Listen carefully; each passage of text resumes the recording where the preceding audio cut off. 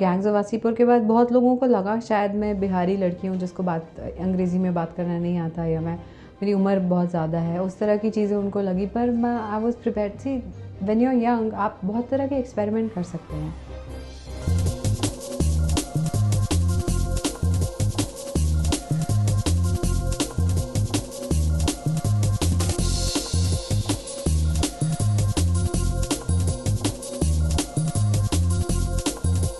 रिचा, सबसे पहले जानना चाहूंगा ना, what was the first reaction the moment Marrakesh people approach you and they want to do as a jury member? My first reaction was, "Are you sure?"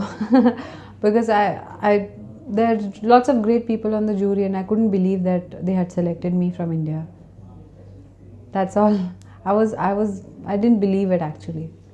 Richa, जिस तरह का आपका फिल्मी करियर रहा है और शायद आप सबसे यंगेस्ट एक्टर होंगे जो ज्यूरी का हिस्सा बनने जा रहे हैं, बच्चन साहब, शर्मिला जी, वो सब रहे, कितना प्राउड मोमेंट है आपके लिए?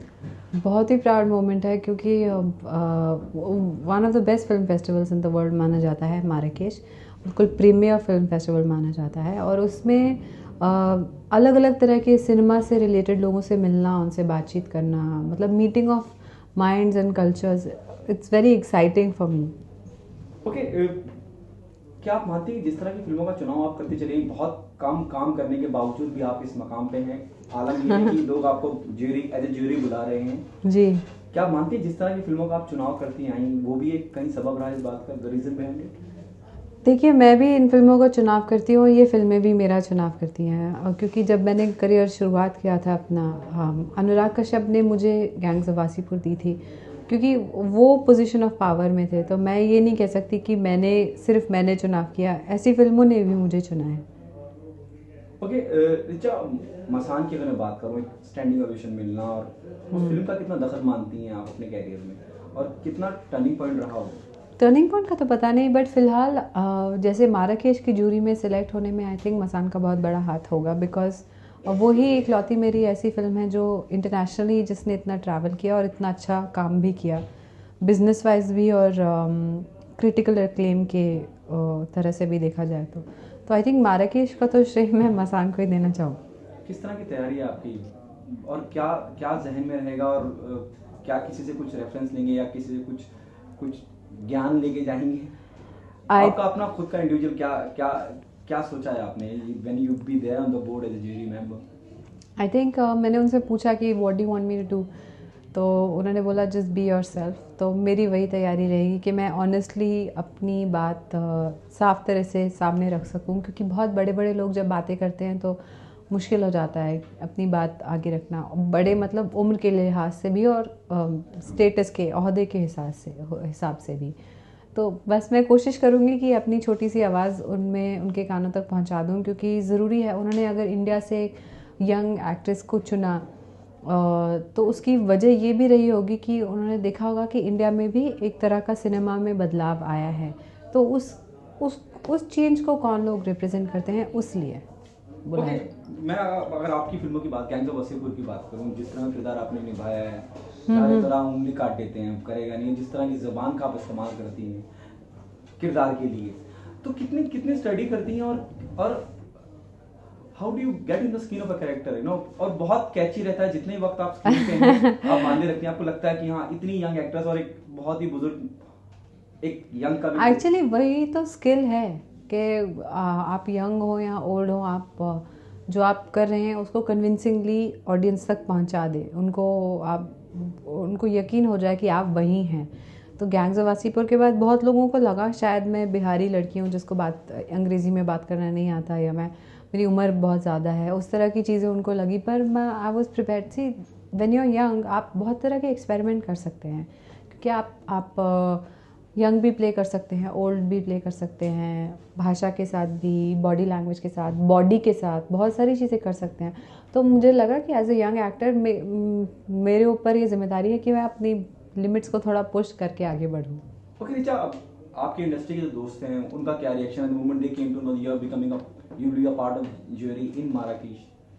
मैंने किसी से पूछा नहीं अभी तक। कोई जो आपके फ्रेंड है इंडस्ट्री के, उनका किसी का रिएक्शन, स्पेशली अनुराग बहुत खुश है। अनुराग ने मुझे मेंटोर किया है और मुझे लगता है कि अनुराग भी जूरी में रह चुके हैं, उन्होंने मुझे रेकमेंड किया होगा ज़रूर क्योंकि उनकी रिकमेंडेशन का बहुत वट है और उनके साथ मैंने काम किया है। एक्चुअली मेरा करियर आज उन्हीं की वजह से है, क्योंकि gangs of Wasseypur is what got me noticed. तो वो बहुत खुश हैं और उन्होंने कहा है कि make the most of the festival, बहुत सारे लोगों से मिलोगे, दिमाग बिल्कुल खुल जाएगा और फ्रेश हो जाएगा। और मुझे उनके सिनेमा में वो नज़र आता है और मैं उम्मीद करती हूँ वापस आऊँ तो मैं भी बहुत कुछ अच्छा अच्छा करूँ। ओके, आप do you agree with this कि अनुराग की मैं बात करूँ, तिग्मांशु धुलिया की बात करूँ, ये इंडस्ट्री में फिल्म मेकिंग को लेके, सिनेमा को लेके बदलाव लेके आए? चाहे मैं पान सिंह तोमर की बात सिर्फ अनुराग नहीं, बहुत सारे ऐसे डायरेक्टर्स हैं जो छोटे शहरों से हैं, जो फिल्म फैमिली से नहीं है, पर जिनका फिल्मों में रुझान है और वो उन्होंने बहुत कुछ सिनेमा के लिए किया है, जैसे कि अनुराग, दिबाकर, इम्तियाज़ अली। अब देखिए आज उनकी इतनी ब्लॉकबस्टर फिल्म रिलीज़ हुई है, बट वो जमशेदपुर से हैं, उन्होंने कितनी मेहनत करके लिख पढ़ के स्ट्रगल करके इस मकाम तक आए। विशाल भारद्वाज, अभिषेक चौबे, ये सारे लोग, आनंद राय, बहुत सारे होंगे जिनका मैं नाम भूल रही होंगी, but they all are bringing something new into the industry. चाहे वो बोलचाल हो, चाहे वो अब आनंद राय ने कंगना को किस किस फ्लेवर का रोल दिया तनु वेड्स मनु ने, उतना मज़ेदार पार्ट। और ये आप आज से 10 साल पहले सोचे तो ऐसा नहीं लगता था कि कोई हीरोइन वैसा काम करेगी, या वो ऐसा काम करेगी तो उसको अप्रिशिएट किया जाएगा। पर फिल्म ने बॉक्स ऑफिस पे भी अच्छा किया। तो आई थिंक जो जो नए आइडियाज़ लेकर बाहर से इंडस्ट्री में आ रहे हैं वो इंडस्ट्री में बहुत अच्छा बदलाव ला रहे हैं। जैसे सुजीत सरकार, सुजय घोष, बहुत सारे आजकल बहुत बहुत बहुत बेहतरीन डायरेक्टर्स हैं। We are in a very good time for films. Okay, जैसे आपने कहा, मैं might be am repeating myself, क्या कमर्शियल सिनेमा की जब मैं बात करता हूँ, चेन्नई एक्सप्रेस और लुंगी डांस और जो सो कॉल्ड कमर्शियल सिनेमा है, उसका हिस्सा बनना चाहेंगी? बिल्कुल बिल्कुल। पता नहीं मुझसे लोग ये क्यों पूछते हैं, उन्हें लगता है शायद मैं ना करूं।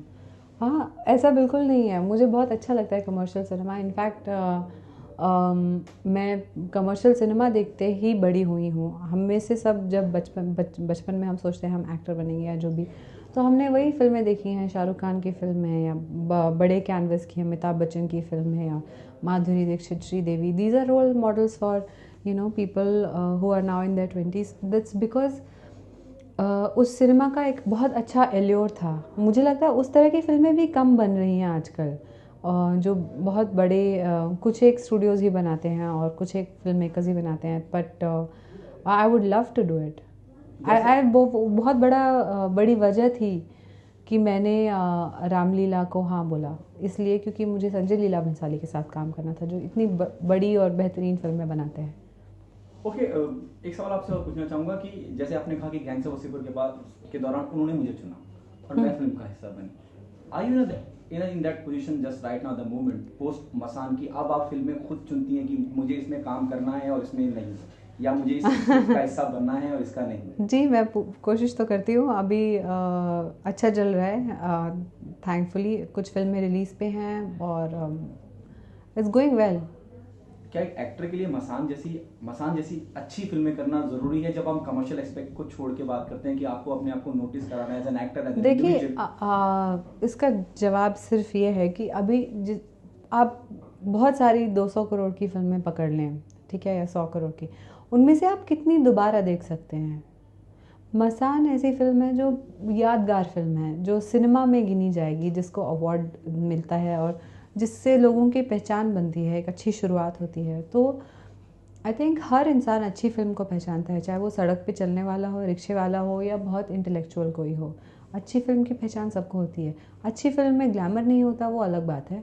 मतलब ज़रूरी नहीं है कि ना हो, बट हम सेइंग इस बजट की फिल्मों में अक्सर आप नहीं देख सकते पहाड़ और गाने वगैरह, बट वो यादगार फिल्में होती हैं। तो ज़रूरी है एक एक्टर हमेशा अपनी लाइफ में कुछ यादगार काम भी करे। पूजा भट्ट ने ट्वीट किया है आपकी आने वाली फिल्म को, इसके बारे में थोड़ा जानना चाहूँगा। रिचा, कितनी एक्साइटेड हैं और क्या? बहुत एक्साइटेड हूँ, बहुत मज़ा आ रहा है पूजा भट्ट के साथ काम करने में। तब मज़ा आता है जब एक एक्ट्रेस ही प्रोड्यूसर हो, जो डायरेक्ट भी कर चुकी हूँ, वो प्रोडक्शन डिज़ाइन भी खुद करती हैं। तो वो मुझे बहुत मैनी हैंडेड गॉडेस लगती हैं वो, कि हर चीज़ कर लेती हैं और बहुत प्यार से अपने एक्टर के साथ काम करती हैं और ज़रूरत पड़ने पर पुश भी करती हैं। तो आई थिंक मैं पूरी जान डाल रही हूँ कैबरे में, देखते हैं क्या होता है। कितनी डिटेलिंग पे काम कर रही हैं आप, कितना खास करके लिंगों को लेके, जबान को लेके, बॉडी लैंग्वेज को लेके, किरदार इस तरह का है किस कैबरे की मैं बात नहीं, कैबरे में बहुत रेगुलर सा किरदार है, पर वो किसी इरा का नहीं है, किसी प्रांत का ऐसा नहीं है, एक नॉर्मल कहानी है। उसमें कुछ डांस है तो इसलिए उसका नाम कैबरे है। Thank you sir.